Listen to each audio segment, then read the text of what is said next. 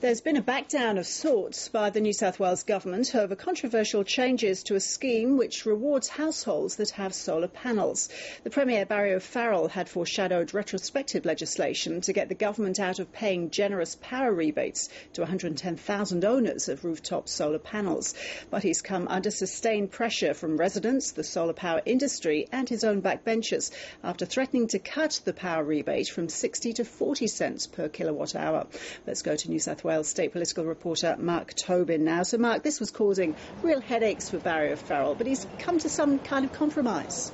He has, and as you say, these headaches were going to be coming to a head today. We've heard from angry backbenchers. They've been speaking to their local ABC radio stations. One even wrote a 5-page letter to the Premier, which was leaked to the press, detailing major concerns about this scheme. They were mainly angry that it was a retrospective laws that the Premier was going to be bringing in, so that effectively people who had a contract entitling them to 60 cents per kilowatt hour power generated, that was to be slashed to 40 cents. And the party room meeting here at Parliament House is only just wrapped up, so we're not sure yet whether this compromise that's been announced by Barry O'Farrell will be able to assuage some of that anger. But the compromise was announced by Barry O'Farrell today was that people facing genuine hardship would be given some form of compensation, and this is what Mr O'Farrell had to say at a media conference earlier today. I'm relaxed about this. This addresses the issues that members have raised with me, which is about the hardship provisions.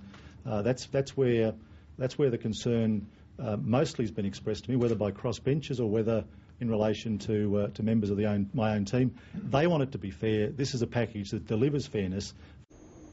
So, Mark, how much detail has the Premier given on this new package? Well, none, virtually. He's announced that people who are facing genuine hardship will be compensated. What we don't know is who will be considered to be facing genuine hardship, what provisions they will have to satisfy to meet that requirement.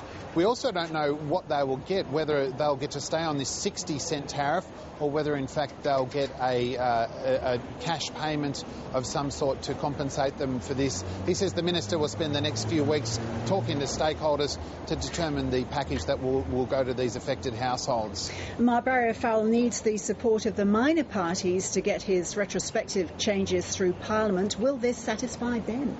Yes, it's not just his own backbench that's got some concerns about this package. Now, while Barry O'Farrell has an enormous majority in the lower house, he doesn't have a majority in the upper house, and he needs the support of crossbench MPs, Fred Nile and also the Shooters and Fishers Party, and they've raised some concerns about the retrospective nature of this legislation also. So he will have to not only convince his backbench, but also have to convince these people. And I've spoken to some people from the Shooters and Fishers Party. They want to see more details about this plan before they're prepared to say they'll support the changes proposed by Barry O'Farrell. Thanks, Mark. Thank you.